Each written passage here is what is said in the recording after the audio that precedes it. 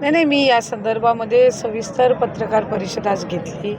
खरातांच्या बद्दलची जी संपूर्ण घटना आहे ही अतिशय घृणास्पद आणि निंदनीय आहे. राज्याचे मुख्यमंत्री देवेंद्र फडणवीस साहेबांनी या संदर्भामध्ये SIT स्थापित करून एक सिनियर महिला अधिकारी, पोलीस अधिकारी या संदर्भामध्ये त्याच्यामध्ये नेमण्यात आलेले आहेत आणि राज्याचे मुख्यमंत्री म्हणून जी आदरणीय देवेंद्र फडणवीस साहेबांची भूमिका आहे तीच मंत्रिमंडळ म्हणून आमच्या सगळ्यांची भूमिका आहे की या संबंध प्रकरणामध्ये ज्या महिला आहेत, ज्या पीडित महिला आहेत त्यांना न्याय मिळाला पाहिजे आणि या संदर्भातली सखोल चौकशी होऊन जी काही कडक कारवाई आहे किंवा शिक्षा आहे ती झाली पाहिजे. खरं तर ज्या दिवशी सुनेत्रा काकी राष्ट्रीय अध्यक्ष झाल्या त्याच दिवशी आदरणीय प्रफुल्ल पटेल साहेब असतील आणि तटकरे साहेब असतील या दोघांच्यासुद्धा नेमणुका झाल्यात. त्याच्यामुळे त्या संदर्भातली मला या माध्यमातून आपल्या माध्यमातून इतकंच सांगायचं आहे की आदरणीय सुनेत्रा काकी या आमच्या राष्ट्रीय अध्यक्ष आहेत. त्यांच्या मार्गदर्शनाखाली राष्ट्रवादी काँग्रेस पक्ष जे आदरणीय अजितदादांच्या नेतृत्वाखाली त्या ठिकाणी कार्यरत होतं ते आता सुनेत्रा काकींच्या नेतृत्वाखाली कार्यरत आहे आणि आम्ही सगळीच मंडळी कार्यकर्ते म्हणून त्यांच्या पाठीशी या पक्षाचा आमच्या पक्षाचा विस्तार हा करण्यासाठी मजबूतीने उभे आहोत.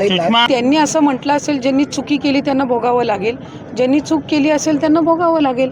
SIT स्थापन झालेली आहे. या संदर्भामध्ये राज्याच्या मुख्यमंत्री महोदयांनी पहिलीच ही स्पष्टता दिलेली आहे की वेगवेगळ्या पक्षाचे, मग ते शिवसेना उद्धव बाळासाहेब ठाकरे गट असो, शिवसेना शिंदे साहेबांची असो, राष्ट्रवादी काँग्रेस पक्ष अजितदादा असो, राष्ट्रवादी काँग्रेस पक्ष पवारसाहेब असो, भारतीय जनता पक्ष असो, आणखीन काही असो, वेगवेगळ्या पक्षांच्या नेते मंडळींचे त्या ठिकाणी फोटो आलेले आहेत. ते सार्वजनिक कार्यक्रमातले आहेत.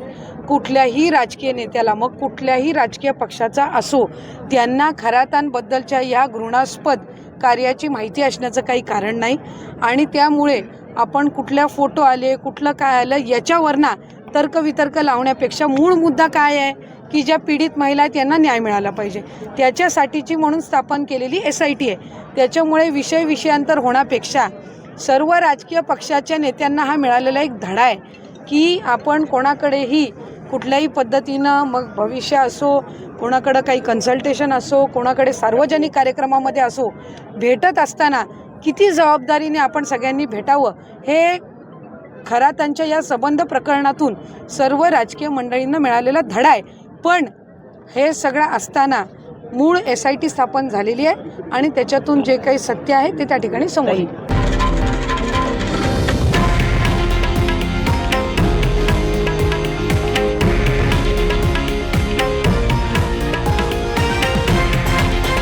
हे आहे देशातील नंबर 1 न्यूज नेटवर्क आणि आपण पाहत आहात TV9 मराठी, एकमेव.